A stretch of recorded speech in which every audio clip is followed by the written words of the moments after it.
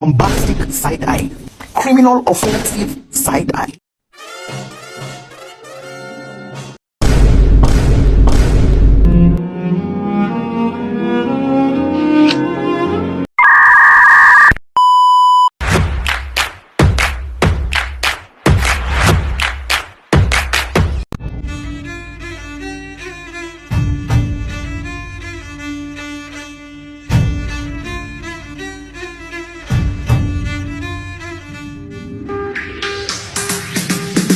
Every night in my mind, I feel the perfume of the spring.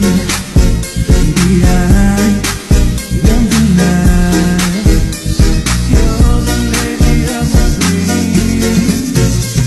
Yeah, my life, yeah, you push me slowly up and down. Baby, let Selamat datang di video ini. Di sini kami akan memaparkan tentang materi konsep dasar asesmen observasi. Ada dua hal yang perlu dilakukan sebelum dan sesudah observasi, yaitu yang pertama, menentukan tujuan observasi, dan yang kedua, fokus pada observasi. Melakukan suatu observasi perlu perencanaan yang jelas. Dalam observasi ada 5 aspek yang perlu diperhatikan, yaitu yang pertama, tujuannya, yang kedua, gejala-gejala yang perlu diamati, yang ketiga, karakteristik pencatatan, yang keempat, analisis, dan yang kelima, pelaporan hasil. Selanjutnya kita masuk pada materi yang kedua. Objek observasi. Pada saat melakukan observasi, kita harus bersikap netral, bebas dalam prasangka, dan tidak mudah mengambil kesimpulan.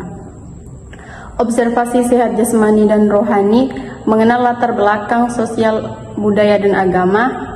Seterusnya itu fungsi observasi. Fungsi observasi dalam konseling yaitu sebagai alat kontrol dalam proses layanan, bisa juga dijadikan validasi terhadap informasi yang disampaikan konseli. Hal-hal yang observasi konselor yaitu cara konseli pada saat konseling atau bimbingan dengan konselor, cara konseli berjabat tangan dengan konselor, cara duduk dan jarak antara konseli dengan konselor, cara berbicara dan nada suara, bentuk perawakan, dan cara bicara selanjutnya. Menurut Patten, dalam Purwendji dan Hasan 1948, terdapat beberapa pertimbangan perkembangan alternatif, yaitu satu, observasi partisipasif dan non-partisipasif. Terdapat derajat partisipasi aktif menurut Partloy. A. Partisipasi pasif. B. Partisipasi moderat. C. Partisipasi aktif. D. Partisipasi lengkap. 2. Observasi terbuka dan observasi tertutup. Observasi terbuka memungkinkan subjek penelitian untuk mengetahui aktivitas yang dilakukan oleh peneliti dalam mengamati subjek.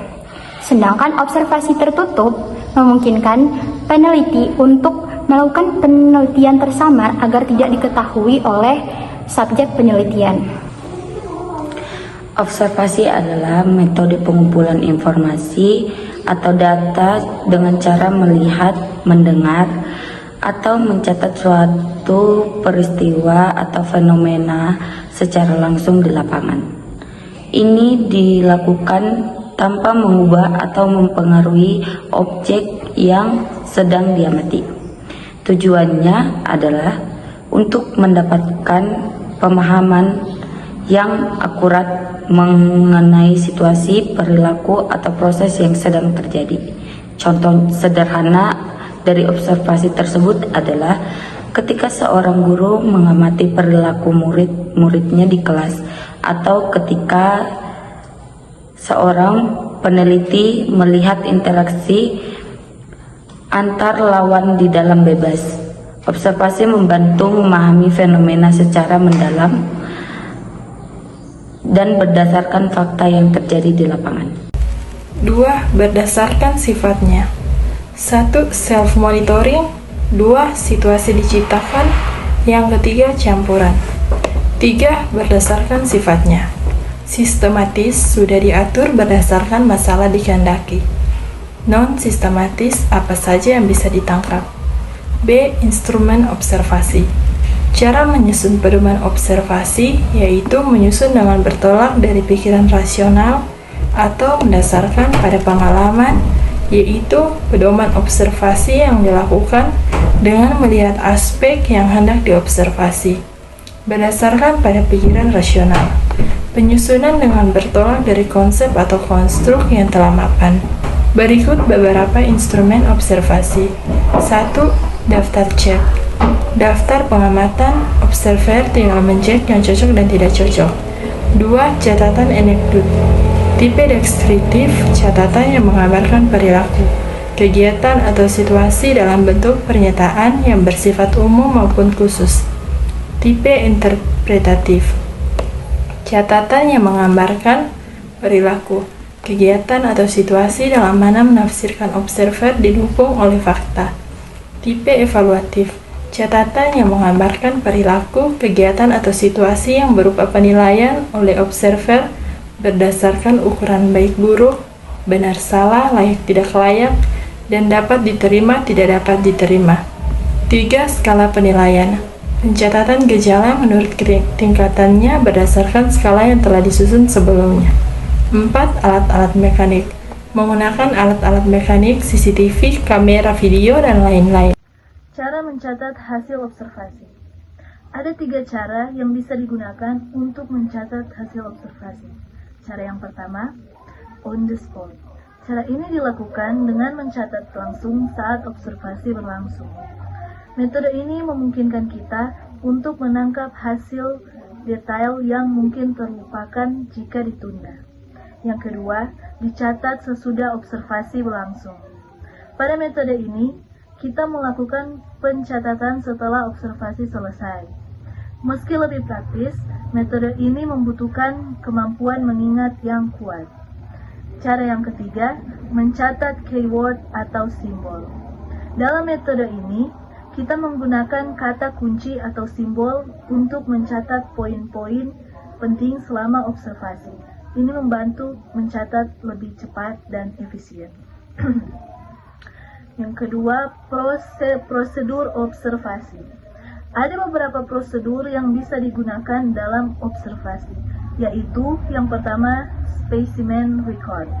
Pada metode ini, kita mencatat semua yang dilakukan dan dikatakan subjek selama periode waktu tertentu. Misalnya, kita mencatat semua aktivitas siswa selama 1 jam pelajaran.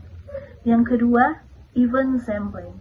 Dalam event sampling, kita mencatat perilaku tertentu yang sudah ditentukan sebelumnya selama periode observasi. Misalnya, kita mencatat hanya saat siswa mengangkat tangan untuk bertanya. Dan yang ketiga, time sampling. Time sampling dilakukan dengan mencatat perilaku atau peristiwa dalam interval waktu tertentu. Contohnya, mencatat perilaku siswa setiap 10 menit selama 1 jam pelajaran. Berikut ini langkah-langkah observasi. Observasi yang baik harus dilakukan dengan mengikuti 3 langkah utama. Langkah yang pertama, perencanaan. Di tahap ini, kita menentukan tujuan, sasaran, ruang lingkup, tempat, dan waktu observasi. Selain itu, kita juga mempersiapkan perlengkapan yang dibutuhkan untuk observasi. Langkah yang kedua, pelaksanaan. Pada tahap ini, kita mulai melakukan observasi sesuai rencana dan mencatat data yang relevan selama observasi berlangsung. Dan langkah yang ketiga, penyusunan laporan. Setelah observasi selesai, kita menganalisis data yang telah dicatat dan menyusunnya dalam bentuk laporan yang sistematis dan mudah dipahami. Berikut hal-hal yang harus diperhatikan. Ada beberapa hal penting yang harus diperhatikan saat melakukan observasi. Yang pertama, objektivitas. Penting untuk memastikan bahwa observer yang tidak memiliki prasangka terhadap objek yang diamati, sehingga hasil observasi dapat lebih objektif dan akurat. Yang kedua, kemampuan observer. Observer harus memiliki kemampuan fisik yang cukup untuk melakukan observasi. Selain itu, kemampuan untuk mengingat, memutuskan perhatian, menghubungkan satu fakta dengan fakta lainnya, serta menggunakan alat pencatat juga sangat penting. Observer juga mampu memahami situasi secara keseluruhan. Yang ketiga, ketepatan instrumen observasi. Pastikan bahwa instrumen observasi yang digunakan adalah tepat dan sesuai dengan kebutuhan observasi. Instrumen yang tidak tepat bisa menghasilkan data yang tidak akurat.